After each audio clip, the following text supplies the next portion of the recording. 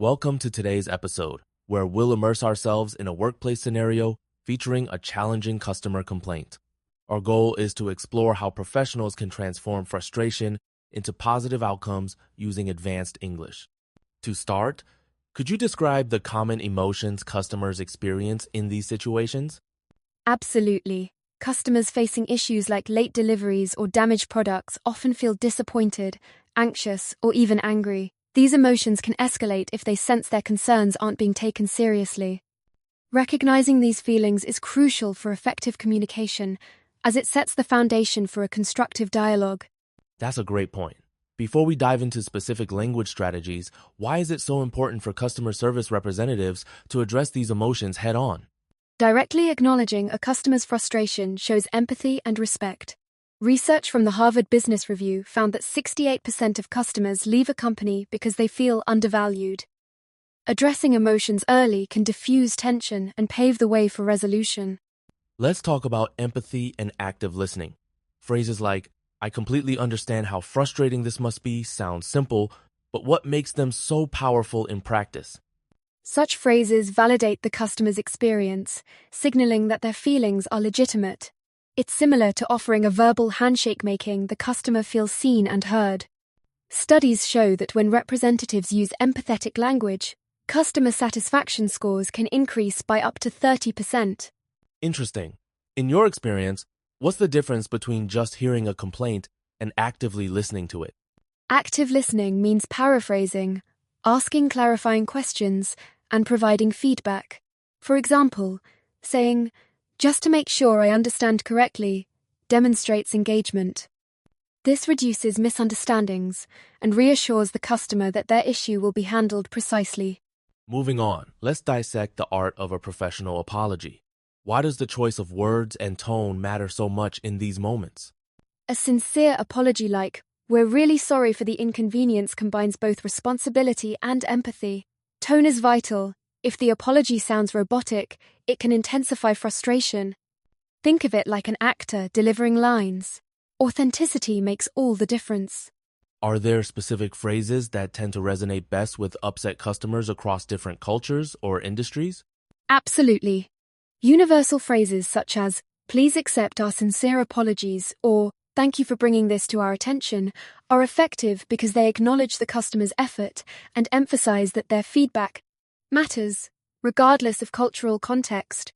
Once empathy is established, clarifying details becomes the next step. Why is precision so critical in these conversations? Precision prevents further mistakes and reassures the customer that their problem will be fully addressed. Asking, "Can you please confirm the order number?" ensures that the right order is being discussed, which reduces the risk of compounding errors. That makes sense.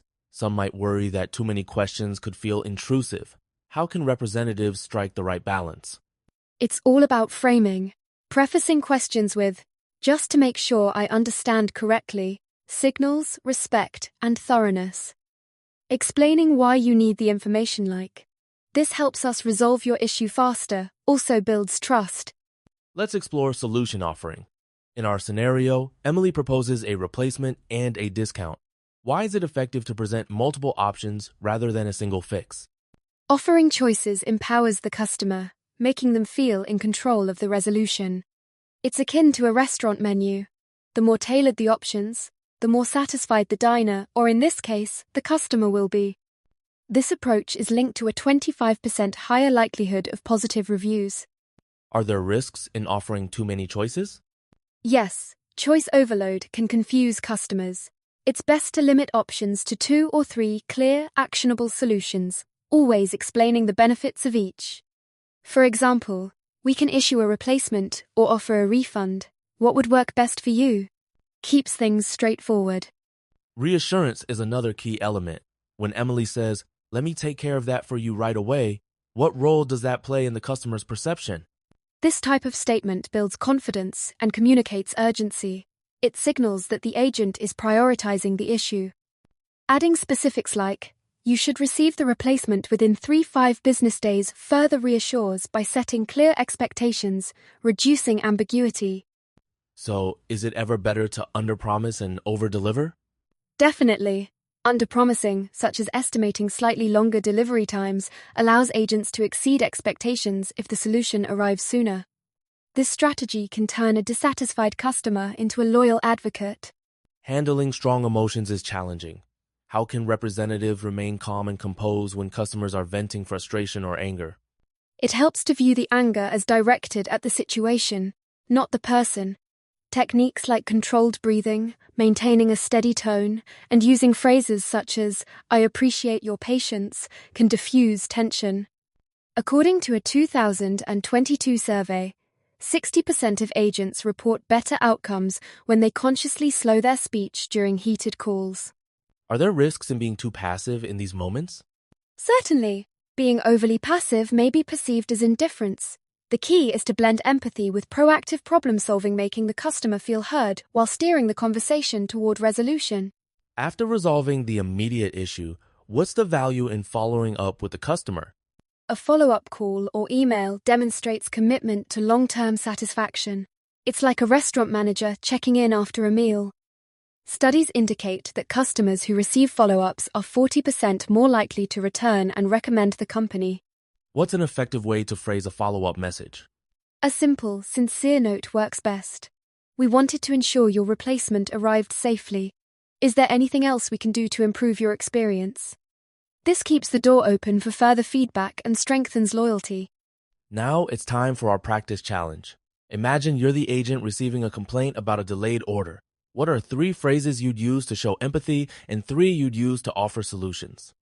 For empathy, I might say, "I completely understand your frustration. We're truly sorry for the inconvenience." And, "Thank you for your patience." For solutions, "Let me check the status right away. We can expedite a replacement, and would a partial refund be helpful?" Listeners, try writing or recording your own version. Use these structures to practice maintaining professionalism, empathy, and clarity, even in high-pressure moments. As we wrap up, what are the core strategies for handling customer complaints that our listeners should remember? Always start with empathy. Clarify the issue, apologize sincerely, and offer clear solutions. Following up is essential for building trust. These techniques aren't just for customer service, they're transferable to any professional context where communication and problem-solving are vital. Thanks for joining us today.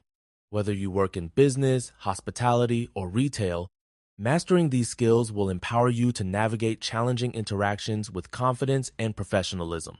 Until next time.